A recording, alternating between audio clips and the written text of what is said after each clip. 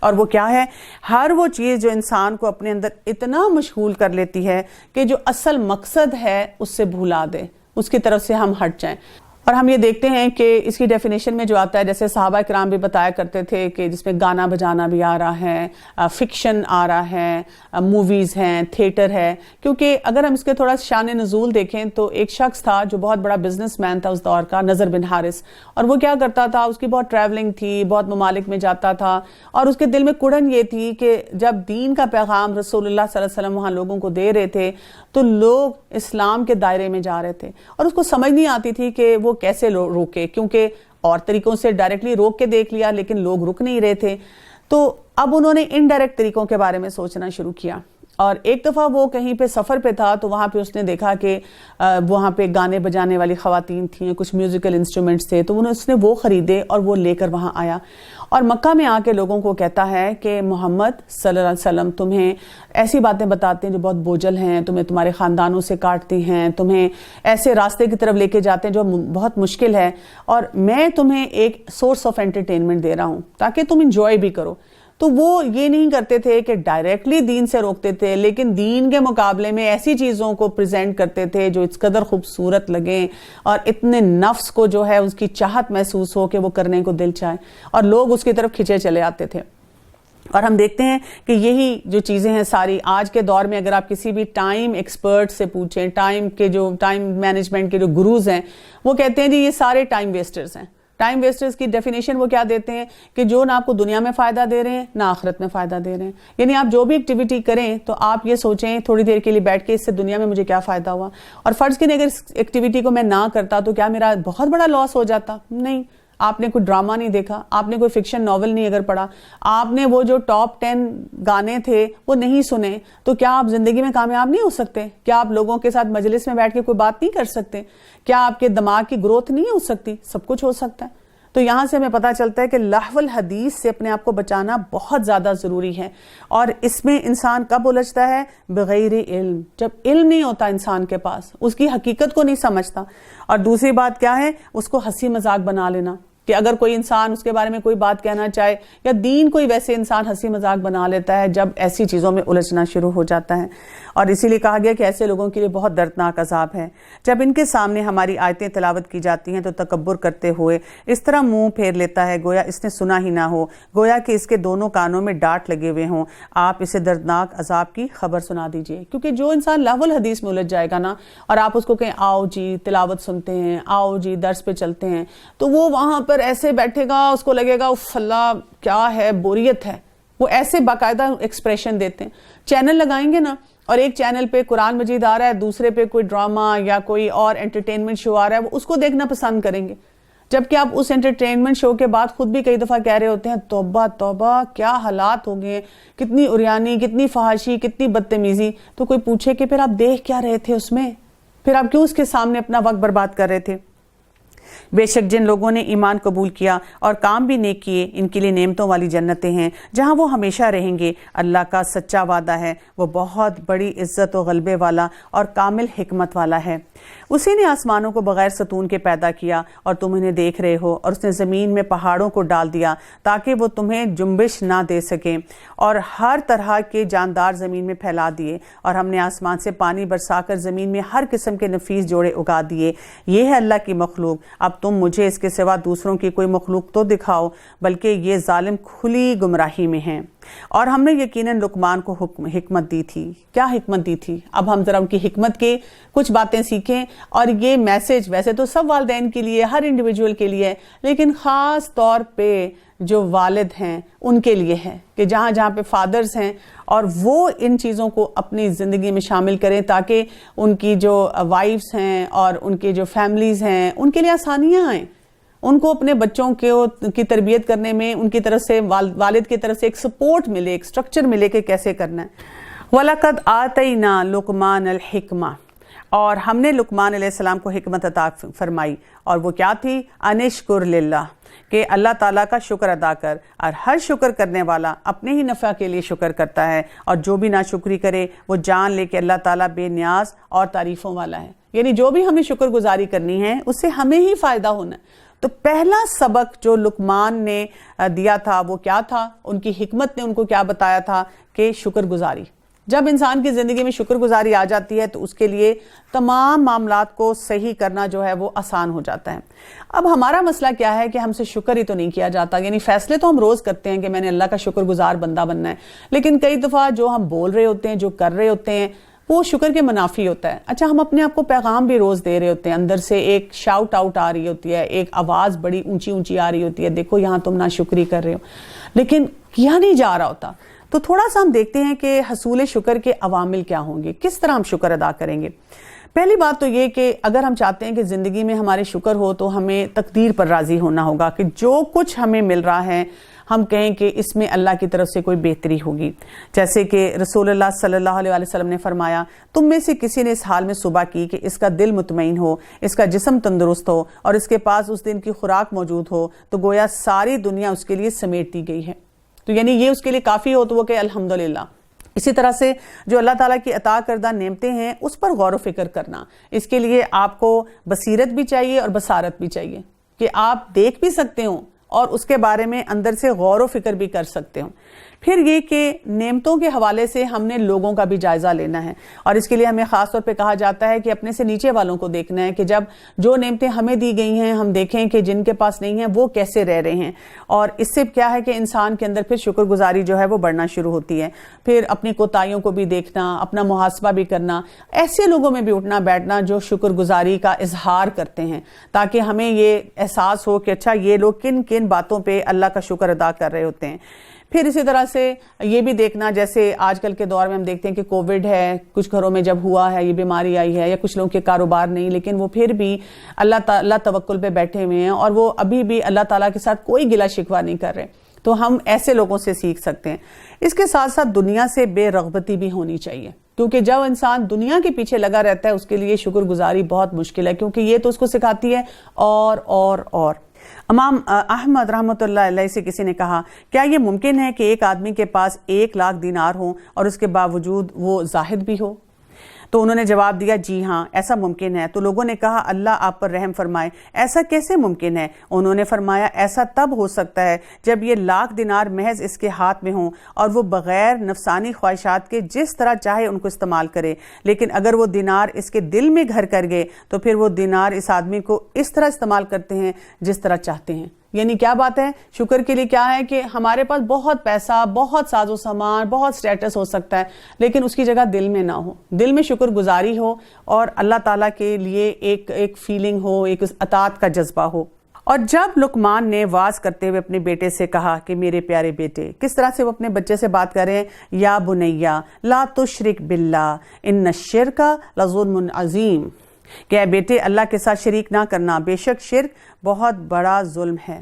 سوچیں تھوڑی دیر کے لیے، آپ کو اپنے بچے سے بات کرنی پڑ رہی ہے تو کیا کہیں گے؟ کیا ہم اپنے بچوں کو بیٹھ کے بتاتے ہیں کہ شرک کیا ہوتا ہے، شرک سے بچنے کی ضرورت کیا ہے؟ ہم تو بتاتے ہیں بیٹا پڑھو لکھو اور ترقی کرو، اور دیکھو تمہارے کزنز کہاں پہنچ گئے، اور تمہارے اسکول میں جب میں گئی تھی تو دیکھو وہ باقی بچے کتنے نمبر لے رہے ہیں اور تم تو پیچھے رہ جاؤ گے، اور تم تو کھاؤ پیو گے نہیں تو چھوٹے رہ جاؤ گے. یعنی کھانا پینا جو نیسیسٹیز ہیں انہی میں الجھ کے رہ گئے ہیں. ہم نے انسان کو اس کے ماں باپ کے لیے مطلق نصیحت کی ہے کہ اس کی ماں نے دکھ پر دکھ اٹھا کر اسے حمل میں رکھا اور اس کی دودھ چھڑائی 2 برس میں ہے کہ تو میرے اور اپنے ماں باپ کی شکر گزاری کر، تم سب کو میری ہی طرف لوٹ کر آنا ہے. اب آپ دیکھیں والدین کی اہمیت پہ اللہ سبحانہ وتعالیٰ یہاں پر ہمیں بتا رہے ہیں، کیونکہ جو انسان اپنے ماں باپ کی اہمیت کو نہیں سمجھتا اور یہ نہیں دیکھتا کہ والدین کے ساتھ ہمارا معاملہ کیسا ہونا چاہیے، وہ اپنی زندگی کو بڑا مشکل بنا لیتا ہے، وہ پھر آگے بڑھ نہیں سکتا. اور اگر وہ دونوں تجھ پر اس بات کا دباؤ ڈالیں کہ تو میرے ساتھ شریک کرے جس کا تجھے علم نہ ہو تو ان کا کہنا نہ مان. ہاں دنیا میں ان کے ساتھ اچھی طرح بسر کرنا اور اس کی راہ پر چلنا جو میری طرف جھکا ہو. تمہارا سب کا لوٹنا میری ہی طرف ہے. تم جو کچھ کرتے ہو اس سے پھر میں تمہیں خبردار کر دوں گا. پیارے بیٹے، اب دوبارہ سے وہ کیسے بات کر رہے ہیں، یا بنیا. آپ کو پتہ ہے کئی خواتین بہت شکوہ کرتی ہیں کہ جب ہسبینڈ گھر میں ہوتے ہیں اور اگر میں ان کو بتاؤں کہ بچے نے یہ کیا یا نہیں کیا تو وہ یا تو چیخنا چلانا بچے کے اوپر شروع کر دیتے ہیں یا اٹھ کے اس کو مارنا شروع کر دیتے ہیں، کیونکہ مردانگی ہمیں یہی سکھاتی ہے نا کہ ہم نے صرف ہاتھ کا اور طاقت کا استعمال کبھی کبھی کرنا ہے۔ تو یہاں پر اب آپ دیکھیں کہ لقمان جو کہ بہت حکمت سے بھرپور ہیں، وہ کیا کر رہے ہیں کہ وہ اپنے بیٹے سے بات کیسے کریں، دوبارہ کہہ رہے ہیں یا بنیا، میرے پیارے بیٹے۔ ہمارے کچھ کلچرز میں ایسے بھی ہے کہ ماں تو بچے کو اپنا بیٹا بیٹی کہہ کے بلاتی ہے، گلے بھی لگاتی ہے، لیکن باپ کے روب کا مطلب یہ ہے کہ باپ ایموشنلی بچے سے ڈیٹیچڈ ہو، الگ ہو کر رہے۔ لیکن وہ کیا کہہ رہے ہیں، اب اگلی بات کیا سمجھا رہے ہیں، پیارے بیٹے اگر کوئی چیز رائے کے دانے کے برابر ہو، پھر وہ بھی خواہ کسی چٹان میں ہو یا آسمانوں میں ہو یا زمین میں ہو، اسے اللہ تعالیٰ ضرور لائے گا۔ اللہ تعالیٰ بڑا باریک بین ہے۔ اب آپ دیکھیں کہ شرک نہ کرنے کے بعد وہ اللہ تعالیٰ سے لگاتار جوڑیں۔ اب یہاں پہ کیا سکھا رہے ہیں، جیسے آپ دیکھیں ہر گھر کا مسئلہ، بچہ چھوٹا تھا، آپ نے ایک ٹی وی ایریا میں جہاں پہ لاؤنج ہے یا کوئی آپ کا فیملی روم ہے، وہاں پر اب آپ نے ٹی وی کی اسکرین رکھی، لیپ ٹاپ رکھا اور بچے سے کہا کہ یہیں پہ استعمال کرنا ہے۔ بچہ آہستہ آہستہ بڑا ہوتا گیا، اب اس کی اسائنمنٹس ہیں، اس کی پرسنل چیزیں ہیں، اب اس کے پاس فون بھی آ گیا، اس کے پاس وائی فائی بھی اپنے کمرے میں ہے۔ اب رات کو کیا کر رہا ہے، دن کو کیا کر رہا ہے، کتنی بے چینی ہے، یا اللہ پتہ نہیں بچے کیا دیکھ رہے ہیں، کیا کر رہے ہیں۔ تو یہاں پر اگر ہم نے ان کو یہ بات سکھا دی کہ بیٹا اللہ کے لیے، اللہ کیا ہے، لطیف الخبیر، ہر چیز کی خبر رکھنے والا ہے، تو اللہ کے لیے اپنے آپ کو سچا کرو اور اللہ کے لیے اپنے آپ کو کھڑا کرو۔ اے میرے پیارے بیٹے، پھر کیا کہہ رہے ہیں، یا بنیا اقم الصلاۃ، نماز قائم کرو، اچھے کاموں کی نصیحت کرتے رہو، برے کاموں سے روکتے رہو، اور جو مصیبت تم پر آئے اس پر صبر کرو کہ یہ بڑے تاکیدی کاموں میں سے ہے۔ ان ذالک من عزم الامور، یعنی ایک کمپلیٹ پیکج ہے۔ اگر کوئی والد کہیں یا ایون والدہ بھی کہیں، والدین کہیں کہ ہمیں نہیں سمجھ آ رہی کہ ہم بچوں کی تربیت کا آغاز کہاں سے کریں، تو وہ سورہ لقمان کو پڑھیں، ڈیٹیل میں پڑھیں اور انہی سٹیپس پہ جائیں۔ اسی طریقے سے وہ اپنے بچوں کی تربیت کریں۔ لوگوں کے سامنے اپنے گال نہ پھلاؤ اور زمین پر اکڑ کر نہ چل، کسی تکبر کرنے والے شیخی خور کو اللہ تعالیٰ پسند نہیں کرتا۔ اب بچے کو کس چیز سے بچا رہے ہیں، تکبر سے، غلط ایٹیچیوڈ جتنے ہیں ان سے بھی بچا رہے ہیں۔ اپنی رفتار میں میانہ روی اختیار کر اور اپنی آواز پست کر کہ یقیناً آوازوں میں سب سے بدتر آواز گدھوں کی آواز ہے۔ کیا تم نے نہیں دیکھا کہ اللہ تعالیٰ نے زمین اور آسمان کی ہر چیز کو ہمارے کام میں لگا رکھا ہے اور تمہیں اپنی ظاہری اور باطنی نعمتیں بھرپور دے رکھی ہیں۔ بعض لوگ اللہ کے بارے میں بغیر علم کے اور بغیر ہدایت کے اور بغیر روشن کتاب کے جھگڑا کرتے ہیں، اور جب ان سے کہا جاتا ہے کہ اللہ کی اتاری ہوئی وحی کی تابعداری کرو تو کہتے ہیں ہم نے تو جس طریقے پر اپنے باپ داداؤں کو پایا ہے اسی کی تابعداری کریں گے، اگرچہ شیطان ان کے بڑوں کو دوزخ کے عذاب کی طرف ہی کیوں نہ بلاتا ہو۔ یعنی کہ کتنے امپورٹنٹ سارے یہ جو میسیجز ہیں یہاں تک ڈیلیور کیے جا رہے ہیں کہ والدین کی بھی یہاں پر جو ہے بات کی گئی ہے کہ والدین کے ساتھ جو ہے کیسا تعلق ہونا چاہیے، کس طریقے سے ان کی بات مانی، اور کہاں پر ہم نے وہاں پر بھی فل سٹاپ لگا دینا ہے، کس بات پہ جو ہے ہم نے ان کی طرف نہیں جانا۔ اسی طرح سے جو اپنا لائف سٹائل ہے اس کو کیسے لے کر چلنا ہے، اس میں کون سی چیزیں شامل ہونی چاہیے، کون سی چیزیں نہیں شامل ہونی چاہیے، اور پھر آپ کی باڈی لینگویج کیسی ہونی چاہیے، آپ کی گفتگو کا انداز جو ہے وہ سارا کیسا ہونا چاہیے۔ تو سب باتوں کو ہم سیکھ رہے ہیں یہاں پر۔ اور جو شخص اپنے آپ کو اللہ کے تابع کر دے اور ہو بھی نیکوکار، یقیناً اس نے مضبوط کڑا تھام لیا، تمام کاموں کا انجام اللہ ہی کی طرف ہے۔ کافروں کے کفر سے آپ رنجیدہ نہ ہوں، آخر ان سب کا لوٹنا تو ہماری جانب ہی ہے، پھر ہم ان کو بتائیں گے جو انہوں نے کیا، بے شک اللہ سب لوگوں کے بھید تک سے واقف ہے۔ ہم انہیں گو کچھ یوں ہی فائدہ دے دیں گے، لیکن بالآخر ہم انہیں نہایت بیچارگی کی حالت میں سخت عذاب کی طرف ہنکار لے جائیں گے۔ اگر آپ ان سے دریافت کریں کہ آسمان و زمین کا خالق کون ہے تو ضرور جواب دیں گے کہ اللہ۔ تو کہہ دیجئے کہ سب تعریفوں کا لائق اللہ ہی ہے، لیکن ان میں سے اکثر بے علم ہیں۔ یعنی ہم اللہ کا نام لیتے ہیں، سوسائٹی میں بھی آپ نکلے لوگوں سے بات کریں وہ اللہ کو مانتے ہیں، لیکن اللہ تعالیٰ سے وہ تعلق نہیں پیدا کرتے جو ہمیں بتایا گیا ہے۔ آسمانوں میں اور زمین میں جو کچھ ہے وہ سب اللہ ہی کا ہے، یقیناً اللہ تعالیٰ بہت بڑا بے نیاز اور حمد و ثنا والا ہے۔ اب آپ دیکھیں یہاں پہ اللہ تعالیٰ کے لیے کیا آ رہا ہے، آیت نمبر 26 کو دیکھیں، للہ ما فی السماوات والارض ان اللہ هو الغنی الحمید، اللہ تعالیٰ غنی ہے۔ اکثر لوگ جب غنی کا ٹرانسلیشن صرف دیکھتے ہیں تو کہتے ہیں وہ بے نیاز ہے، اور بے نیازی کو کیسے لیتے ہیں، وہ کہتے ہیں کہ اللہ تعالیٰ جو ہے اس نے ایک سسٹم بنا دیا اور اس کے بعد یہ سب آٹومیٹک چل رہا ہے اور بس اب اللہ تعالیٰ کا اس میں کوئی دخل نہیں ہے۔ नाउज़ु बिल्लाह, जब उन्होंने अल्लाह ताला के इस नाम को सही नहीं समझा तो अब देखिए कैसी हुज्जत निकाल ली।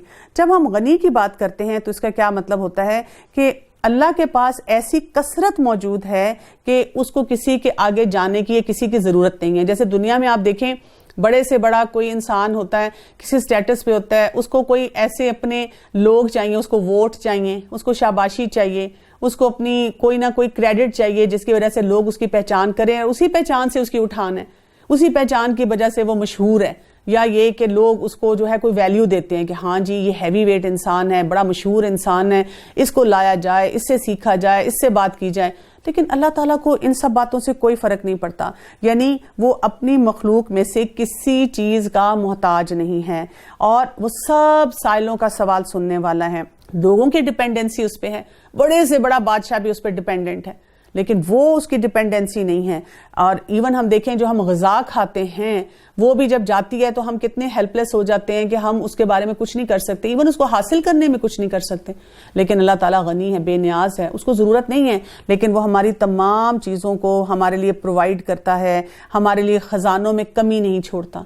तो इस नाम को भी सही तरह से समझने की जरूरत है। रूए ज़मीन के तमाम दरख्त अगर कलमे हो जाएं और तमाम समुंदर की स्याही हो और इसके बाद 7 समुंदर और हों, ताहम अल्लाह के कलमात ख़त्म नहीं हो सकेंगे। बेशक अल्लाह ताला गालिब और बाहिकमत है। तुम सब की पैदाइश और मरने के बाद जिंदा करना ऐसा ही है जैसे एक जी का। बेशक अल्लाह ताला सुनने वाला और देखने वाला है। क्या आपने नहीं देखा कि अल्लाह ताला रात को दिन में और दिन को रात में खपा देता है, और सूरज चांद को इसी ने फर्मा बरदार कर रखा है कि हर एक मुकर्रर वक्त तक चलता रहे। अल्लाह ताला हर उस चीज़ से जो तुम करते हो खबरदार है। ये सब इंतजामात इस वजह से हैं कि अल्लाह ताला हक है और इसके सिवा जिन जिन को लोग पुकारते हैं सब बातिल हैं, और यकीनन अल्लाह ताला बहुत बुलंदियों वाला और बहुत ही शान वाला है। क्या तुम इस पर गौर नहीं करते कि दरिया में कश्तियां अल्लाह के फजल से चल रही हैं, इसीलिए वो तुम्हें अपनी निशानियां दिखा रहा है। यकीनन इसमें हर सब्र और शुक्र करने वाले के लिए बहुत सी निशानियां हैं। यानी आप देखें जो बात शुरू हो रही है ना सूरह लुकमान में, पहले लाहवल हदीस की हमने बात की कि इंसान को अपने आप को टाइम वेस्टर से बचाना है, इसमें सबका रोल आ जाता है। फिर आप देखें वालिद या वालदैन का किरदार नजर आ रहा है, उनकी हिकमत क्या है, बच्चे को शिर्क से बचाना, उसकी पर्सनैलिटी ग्रूमिंग कैसे करना। अब ये इंसान जब सोसाइटी में निकलेगा ना तो ये उसको निशानियां समझ आएंगी, ये उसको अल्लाह की कुदरत समझ आएगी, उसका जो है किबला दुरुस्त होगा हर मामले में, वो जो भी काम कर रहा होगा, जो भी टूल्स दुनिया में रह के इख्तियार कर रहा होगा। और जब इन पर मौजें साइबानों की तरह छा जाती हैं तो वो नहायत खलूस के साथ एतकाद करके अल्लाह ताला ही को पुकारते हैं। फिर जब वो इन्हें निजात देकर खुशकी की तरफ पहुंचाता है तो कुछ इनमें से एतदाल पर रहते हैं और हमारी आयतों का इनकार सिर्फ वही करते हैं जो बदअहद और नाशुक्रे हैं। अब देखें ना, लुकमान ने अपने बेटे को क्या सिखाया था, यही बातें सिखाई थी कि अपने लिए रिस्पॉन्सिबल हो जाओ, और साथ क्या सिखाया था, शुक्रगुजारी सिखाई थी। तो जो लोग ये दोनों काम नहीं कर रहे होते और वही आयतों का इनकार करते हैं, और इसमें आप देखें वालदैन का भी रोल आता है और इसमें सीखने वाले का भी रोल आता है। कई दफा वालदैन सिखा रहे होते हैं लेकिन बच्चे नहीं सीखना चाहते, वो अपनी मर्जी से सब चीजें डिसाइड करना चाहते हैं। वो कहते हैं कि मैंने री इन्वेंट करना है व्हील को, मैं खुद से सब चीजों को जो है जिसे कहते हैं ठोकरें खा खा कर सीखने की कोशिश करूंगा। लोगों, अपने रब से डरो और इस दिन का खौफ करो जिस दिन बाप अपने बेटे को कोई नफा न पहुंचा सकेगा और न बेटा अपने बाप का जरा सा भी नफा कर सकेगा। याद रखो अल्लाह का वादा सच्चा है, तुम्हें दुनिया की जिंदगी धोखे में ना डाले। फला तगुर्रन्नकुमुल हयातुद दुनिया, दुनिया की जिंदगी धोखे में ना डालें और ना धोखेबाज शैतान तुम्हें धोखे में डाल दे। बेशक अल्लाह ताला ही के पास क़यामत का इल्म है, वही बारिश नाजिल फरमाता है और माँ के पेट में जो है उसे जानता है। कोई भी नहीं जानता कि कल क्या कुछ होगा, ना किसी को ये मालूम है कि किसी ज़मीन में मरेगा। याद रखो अल्लाह ताला पूरे इल्म वाला और सही खबरों वाला है। अच्छा, इसके बारे में भी लोग अब बहुत सारी बातें करते हैं। मसलन जब ये आयत है इसमें क्या आता है कि क़यामत का इल्म अल्लाह के पास है, ये तो हमें नहीं पता। दूसरा क्या है, बारिश जो नाजिल फरमाता है, लोग कहते हैं कि अब तो जी वेदर फोरकास्ट आ जाती है और उसमें हमें सब कुछ पता चल जाता है। पहली बात हमें ये याद रखनी है कि ये जो लोगों को या मखलूक को पता चलता है वो किसी न किसी गैजेट के जरिए, किसी न किसी यानी आले के जरिए पता चलता है। लेकिन इंसान आले के बगैर, मसलन यहाँ मैं बैठी बैठी आपको एकदम से नहीं बता सकती कि जी कितनी बारिश होगी। अच्छा, हो सकता है कि आर्टिफिशियल इंटेलिजेंस आज से 100 साल बाद इतनी ज्यादा हो जाए कि लोगों के अंदर कोई ऐसा चिप लगने लग जाए कि लोग ये भी बता सकें। तो हमारी अंडरस्टैंडिंग जो होगी इस आयत की एक और लेवल पे पहुंच जाएगी, और वो क्या है कि क्या हम ये بتا سکتے ہیں کہ کس وقت کتنی بارش ہے؟ ایسے کئی دفعہ ویدر فورکاسٹ آتی ہے کہ جی مثلا اس شہر میں بارش ہونے والی ہے، لیکن اس کے ایک جگہ پہ بارش ہو رہی ہے، دوسرے میں نہیں ہو رہی، ایک جگہ مسلادھار ہو رہی ہے، ایک جگہ جو ہے صرف تھوڑی سی ڈرزل ہے، ہلکی پھلکی جو بوندا باندی ہوئی ہے. تو بہت ساری چیزوں کا اس میں فرق ہے جو ہمیں سوچنا ہے. اسی طرح اگلی بات کہ ماں کے پیٹ میں جو ایسے نہیں جانتا. اب لوگ کہتے ہیں لو جی اب تو الٹرا ساؤنڈ سے سب کچھ پتا چل جاتا ہے، لیکن اللہ تعالیٰ کو تو پہلے سے بھی پتا ہے، اور اللہ تعالیٰ کو کسی الٹرا ساؤنڈ مشین کے بغیر پتا ہے، اور اللہ تعالیٰ کو جب وہ سیل میں تھا تب سے پتا ہے کہ یہ جو سیل جا رہا ہے اور اس کے اندر جو ہے کیا جا رہا ہے، کیا مادہ جا رہا ہے اور اس کو کیا بننے والا ہے. یعنی اللہ تعالیٰ کی جو سوچ کی، جو اللہ تعالیٰ کی جو علم کی وہ پہنچ ہے وہ ہماری سوچ سے بہت زیادہ ہے. ہم جس لیول پہ بھی پہنچیں گے تو اس کا لیول جو ہوگا، جو اللہ تعالیٰ کا علم ہے اور اس کی حکمت ہے اور اس کا غیب کا جاننا ہے، اس سے وہ کئی درجے جو ہے وہ آگے چلا جائے گا. اسی طرح لوگ کیا کہتے ہیں کہ کل کیا ہونے والا ہے، وہ کہتے ہیں اب ہم پریڈکشنز کرتے ہیں، ہمیں پتہ چلنا شروع ہو جاتا ہے، لیکن ہماری پریڈکشن میں پھر وہی بات ہے کہ کتنی کمی کوتاہی ہوتی ہے. اور یہ کہ کسی کو معلوم نہیں کہ کس زمین میں مرے گا. یہ باتیں ابھی تک ہیں کہ ہمیں نہیں پتا ہوتا کہ کس لمحے کہاں پر انسان کی موت جو ہے آ جائے گی. ان اللہ علیم خبیر، بے شک اللہ تعالیٰ پورے علم والا اور ہر طرح کی خبر رکھنے والا ہے. نبی کریم صلی اللہ علیہ وسلم نے فرمایا غیب کی کنجیاں 5 ہیں جنہیں اللہ تعالیٰ کے سوا کوئی نہیں جانتا. پھر آپ نے یہی جو آیت ہم نے پڑھی تھی اس کو پڑھا. تو یہ غیب کی کنجیاں ہیں اور وہی بات ہے کہ اس کا علم جو ہے وہ اللہ کے پاس ہے. 21واں پارہ اور سورہ سجدہ. بسم اللہ الرحمن الرحیم. الف لام میم تنزیل الکتاب لا ریب فیہ من رب العالمین. شروع کرتی ہوں اللہ کے نام سے جو بہت مہربان اور نہایت رحم فرمانے والا ہے. الف لام میم، بلا شبہ اس کتاب کا اتارنا تمام جہانوں کے پروردگار کی طرف سے ہے. سورہ سجدہ جو ہے اس کی فضیلت میں آتا ہے کہ رسول اللہ صلی اللہ علیہ وسلم ہر جمعے کی نماز فجر میں سورہ سجدہ اور سورہ دہر کی تلاوت کیا کرتے تھے، اور آپ صلی اللہ علیہ وسلم سونے سے پہلے سورہ سجدہ اور سورہ ملک کی تلاوت بھی کیا کرتے تھے. تو اس میں کیا آتا ہے؟ آیت نمبر 3 سے دیکھیے. کیا یہ کہتے ہیں کہ اس نے گھڑ لیا ہے؟ نہیں، بلکہ یہ تیرے رب تعالیٰ کی طرف سے حق ہے تاکہ آپ انہیں ڈرائیں جن کے پاس آپ سے پہلے کوئی ڈرانے والا نہیں آیا، تاکہ وہ راہ راست پر آ جائیں. اللہ تعالیٰ وہ ہے جس نے آسمان و زمین اور جو کچھ اس کے درمیان ہے سب کچھ 6 دن میں پیدا کر دیا، پھر وہ عرش پر قائم ہوا. تمہارے لیے اس کے سوا کوئی مددگار اور سفارشی نہیں. کیا اس پر بھی تم نصیحت حاصل نہیں کرتے؟ یعنی آپ دیکھیں کہ یہاں پر بتایا جا رہا ہے کہ اللہ تعالیٰ کا پورا نظام کس طرح سے چل رہا ہے. ابو ہریرہ رضی اللہ عنہ بیان کرتے ہیں کہ رسول اللہ صلی اللہ علیہ وسلم نے میرا ہاتھ تھام کر فرمایا اللہ تعالیٰ نے زمین اور آسمان اور اس کے درمیان کی سب چیزیں پیدا کر کے 7ویں دن عرش پر قیام کیا. مٹی ہفتے کے دن بنائی، پہاڑ اتوار کے دن، درخت سوموار کے دن اور برائیاں منگل کے دن، نور بدھ کے دن، جانور جمعرات کے دن اور آدم علیہ السلام کو جمعے کے دن. عصر کے بعد دن کی آخری گھڑی میں تمام روئے زمین کے مٹی سے پیدا کیا، جس میں سفید اور سیاہ، اچھی اور بری ہر طرح کی تھی. اور یہی وجہ ہے کہ اولاد آدم بھی بھلی بری ملی جلی ہے. اس سے کیا پتہ چلتا ہے کہ اللہ تعالیٰ نے جو سب کو بنایا مختلف ٹیمپرمنٹس تھے. اس سے یہ بھی پتہ چلتا ہے کہ اللہ تعالیٰ نے جو سب کائنات کو بنایا بڑے سسٹمیٹک طریقے سے بنایا.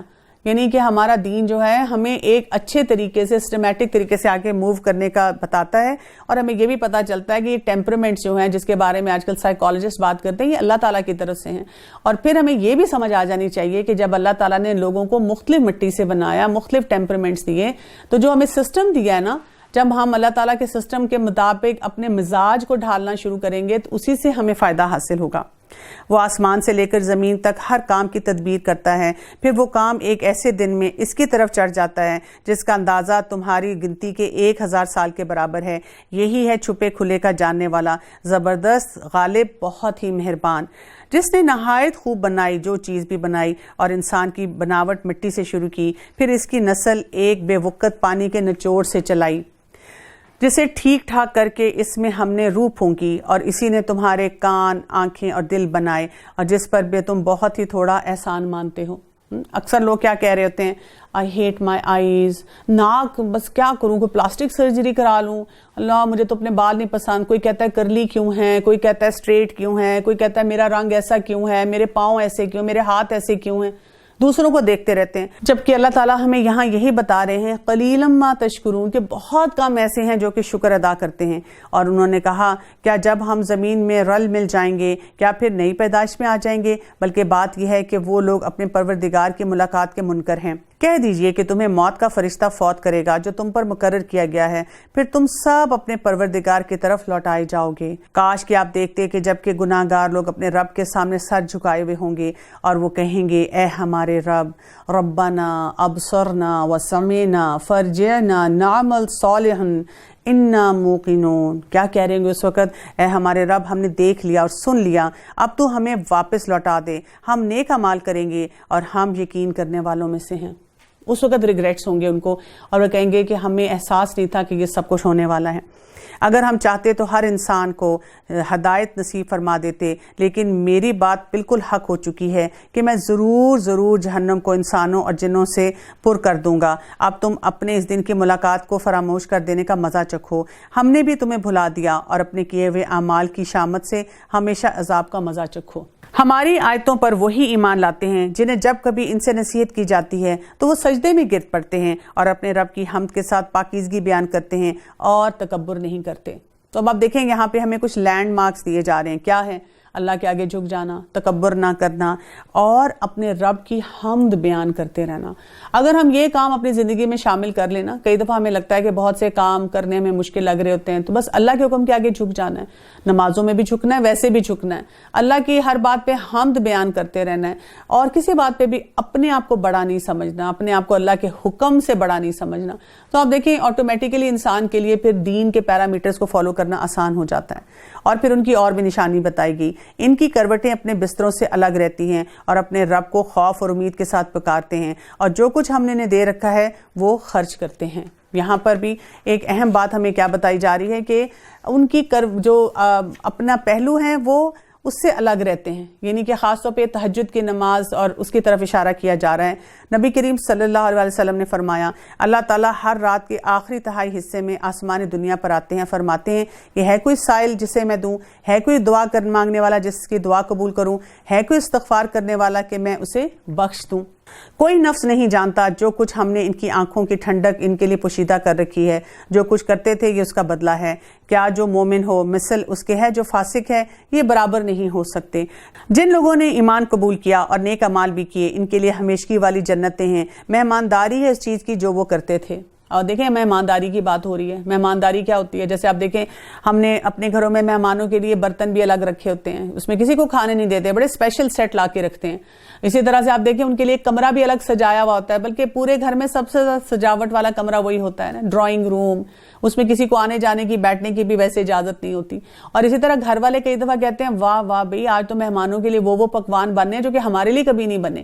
تو سوچیں اللہ کی مہمانداری وہ کیا ہوگی۔ لیکن جن لوگوں نے حکم عدولی کی ان کا ٹھکانہ دوزخ ہے، جب کبھی ان سے باہر نکلنا چاہیں گے اسی میں لوٹا دیے جائیں گے اور کہہ دیا جائے گا کہ اپنے جھٹلانے کے بدلے آگ کا عذاب چکھو۔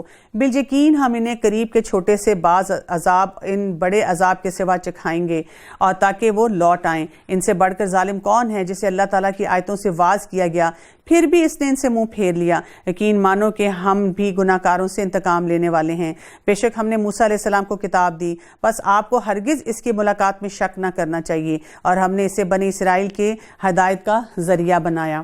اور جب ان لوگوں نے صبر کیا تو ہم نے ان میں سے ایسے پیشوا بنائے جو ہماری حکم سے لوگوں کو ہدایت کرتے ہیں اور وہ ہماری آیتوں پر یقین رکھتے ہیں۔ آپ کا رب ان سب کے درمیان ان تمام باتوں کا فیصلہ قیامت کے دن کرے گا جس میں وہ اختلاف کر رہے ہیں۔ کیا اس بات نے بھی انہیں کوئی ہدایت نہیں دی کہ ہم نے پہلے بہت سی امتوں کو ہلاک کر دیا جن کے مکان میں یہ چل پھر رہے ہیں؟ ان میں سے بڑی بڑی نشانیاں ہیں، کیا پھر بھی یہ نہیں سنتے؟ کیا یہ نہیں دیکھتے کہ ہم نے پانی کو بنجر زمین کی طرف بہا کر لے جاتے ہیں، پھر اس سے ہم کھیتیاں نکالتے ہیں جسے ان کے چوپائے اور یہ خود کھاتے ہیں؟ کیا پھر بھی یہ نہیں دیکھتے؟